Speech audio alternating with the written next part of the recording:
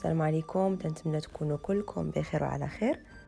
اليوم غادي نقدم لكم سمنات بالسبانخ والجبن كيجيو لذاذ بزاف ومعلكين وبطريقه زوينه باش تخلي المسمنات ديالنا ما تخرجش منهم الحشوه، كيجيو مقرمشين من برا وكيجيو من الداخل معلكين ولذاذ بزاف بزاف. ودابا غادي ندوزو نشوفوا الطريقه والمكونات. وهنايا بالنسبه للعجين عندي انا 250 غرام ديال الدقيق ديال الفينو، زدت عليه 250 غرام ديال الدقيق ديال الفورس. من طبيعه الحال ما عندكمش الفينو ممكن تستعملوا الكميه كلها هي ديال الفورس. صافي غادي نخلط هذا الدقيق مع الفينو وغادي ندير واحد الحفره هكا في الوسط. غادي نضيف عليها هنايا واحد نص معلقه صغيره ديال السكر، خميره ديال الحلوى، وغادي نضيف واحد راس المعلقه صغير ديال الخميره ديال الخبز، وهنايا واحد شويه ديال الملحه غادي نضيفها هكا في الجنب ديال الدقيق. وغادي نعجن العجين عندي هنايا بالماء يعني عادي من الصنبور. غادي ندير واحد شويه الماء حدا الخميره والسكر هكا باش يتفاعلوا ليا، وغادي نبدا نعجن العجين ديالي عادي ندلكها مزيان مزيان واحد 10 ديال الدقائق. هنا العجينه ما تكونش قاصحه بزاف وما تكونش خفيفه. وهنايا من طبيعه الحال عندكم العجاله يعني تستعملوها تسهل عليكم هذه العمليه تاع العجن. صافي غادي ندلك هذه العجينه ديالتي مزيان كي قلت لكم واحد 10 دقائق حتى تدلك ليا مزيان، والعجينه ما تكونش قاصحه بزاف وما تكونش خفيفه.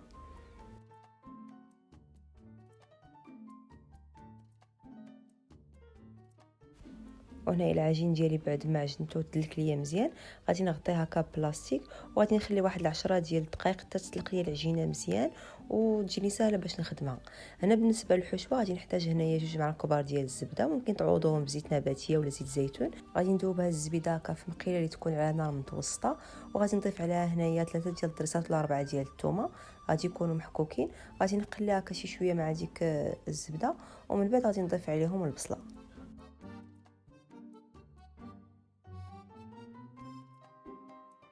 بالنسبه للبصله هنا عندي 2 بصلات كبار يكونوا مشلضين هكا رقاق، غادي نضيفهم على ديك الزبده وديك الثومه وغادي نحركهم مزيان تذوب لي هاد البصيله.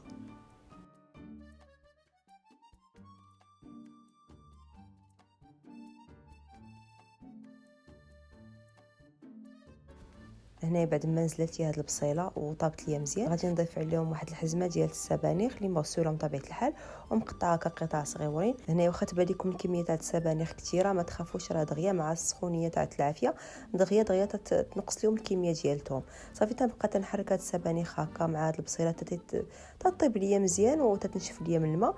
وانا غادي نضيف عليها واحد شويه ديال الملحه وشويه ديال البزار طبيعه الحال الملحه على حسب الذوق. صافي وغادي نحركهم مزيان مع هاد السبانخ.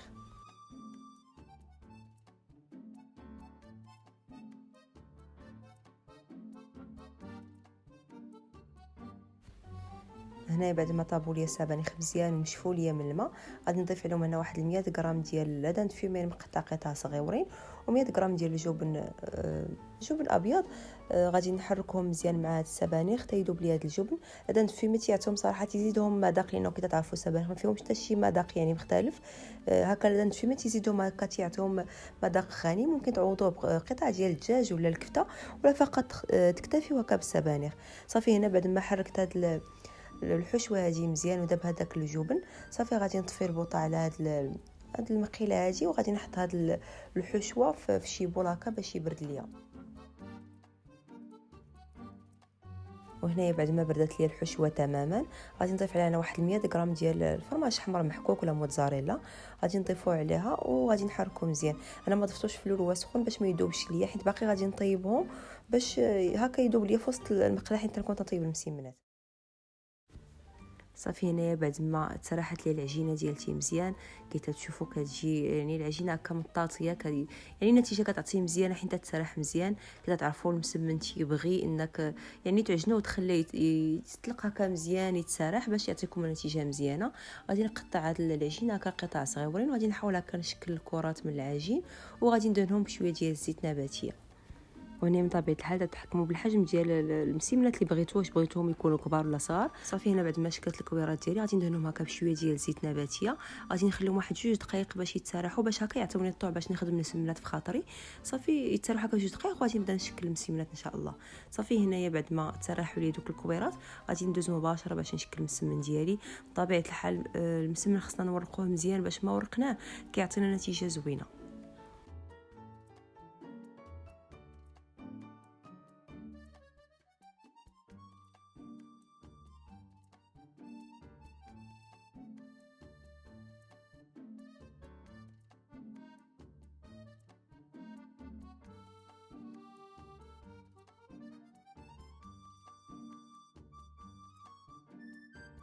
وهنايا غادي ناخذ سكين ولا اي قطعه عندكم، وغادي نحاول هكا نقطع العجين بهذه الطريقه هذه. تنقطع جوج هكا في هذا الجناب وجوج في الجنب الاخر، تنوضع لها هكا الحشوه في البديه ديال المسمنه صافي، وغادي نبدا تنلويها بهذه الطريقه هذه.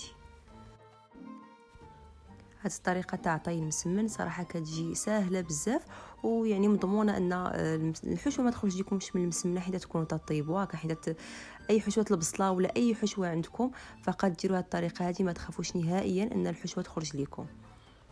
هانتوما كيشتوها كتكون مسدوده كلها من الجنيبات كلهما صافي. هنا بعد ما كملت هذه المسمنه غادي ندوز نصاوب معكم مسمنه واحده اخرى، وغادي نبقى مكمله بنفس الطريقه تنكمل الكميه كلها هي اللي عندي.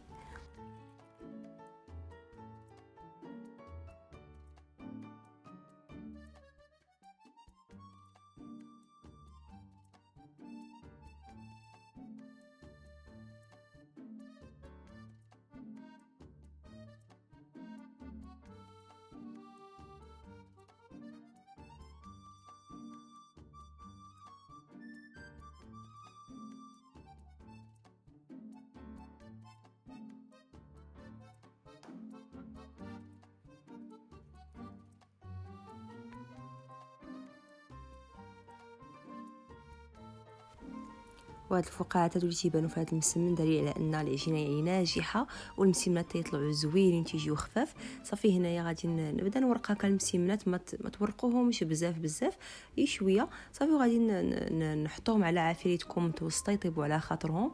وفي كل مره كنبقى تنقلب المسمنه ديالتي حتى تطيب.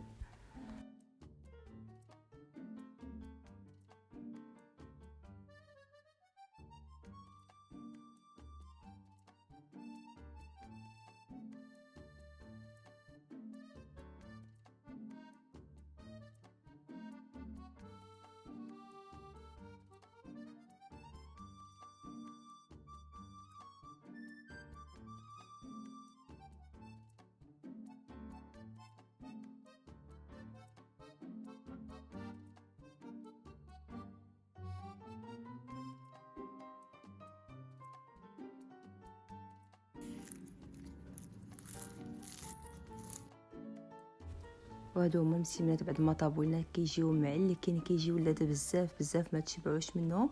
وهنا غادي يكون وصلنا لنهايه ديال الفيديو ديالنا، وبغيت نشكركم بزاف على التعليقات ديالكم والتشجيعات ديالكم. كنتمنى انكم تجربوا هذه الوصفه وتقولوا لي في التعليق كيفاش جاتكم.